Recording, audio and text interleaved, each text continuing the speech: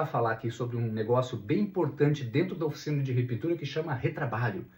Mas não é aquele retrabalho que todo mundo sabe que acontece na oficina e que está diante dos olhos de todo. Eu quero falar com você a respeito do retrabalho oculto. Retrabalho oculto. Por que a gente chama de retrabalho oculto? Bom, porque o retrabalho oculto, ele só acontece, só vê ele quem faz o retrabalho. Ninguém mais fica sabendo do retrabalho, certo? Então por isso que eu quero chamar a atenção disso, para que você também possa identificar isso e como isso acontece.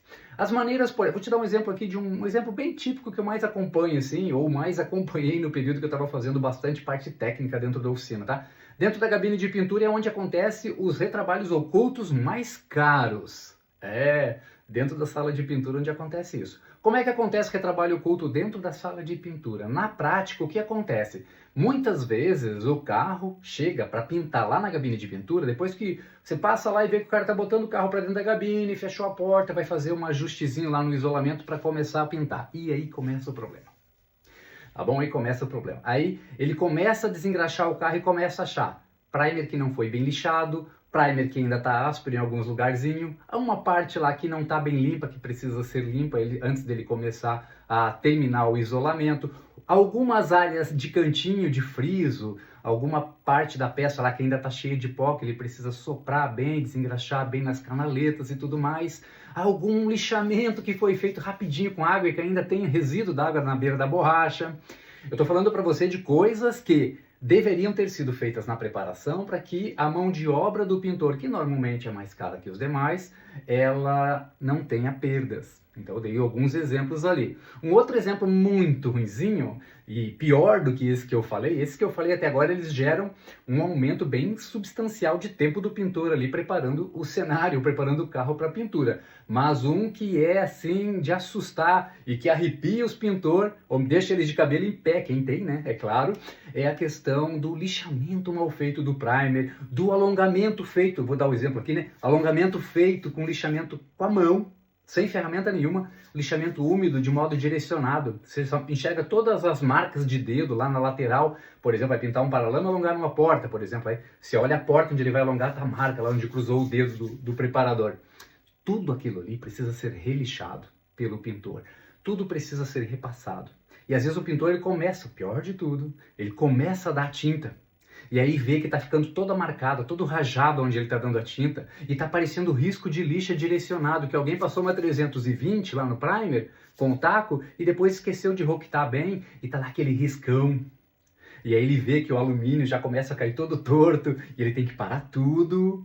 Normalmente acontece assim, ele para tudo, pega uma lixinha fininha, úmida, e aí vai repassando tudo, e vai passando, e vai lixando, e vai ficando chateado com os colegas que não cuidaram daquele detalhe. Mas eu vou te contar quem é que fica mais chateado com tudo isso, é o dono da oficina. Porque por mais que você não enxergue esse retrabalho oculto que o teu pintor está fazendo, e a culpa muitas vezes não é dele, o que acontece é que você tem uma estimativa aproximada lá, em torno de 40 minutos para o carro dentro da cabine. E pasmem, isso passa de 1h30 brincando por conta desse tipo de problema.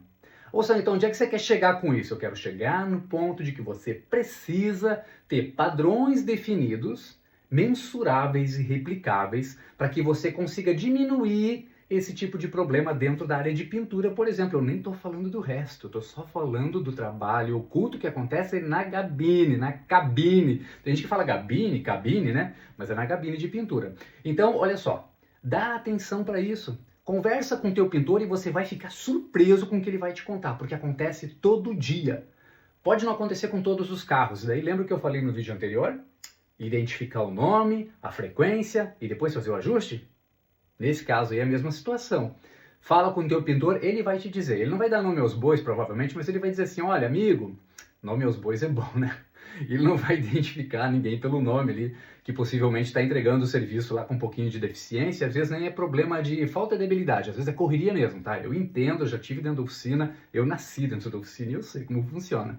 Então assim, muitas vezes essa negligência, essa pressa, muitas vezes não, ela impacta sempre no resultado da tua empresa e você perde muito dinheiro com isso. Então, se você tem, por exemplo, um processo bem definido e você consegue mensurar ele carro após carro, você consegue identificar e ajustar as necessidades. Vou te dar um exemplo. Por meio do Flowcar, por exemplo.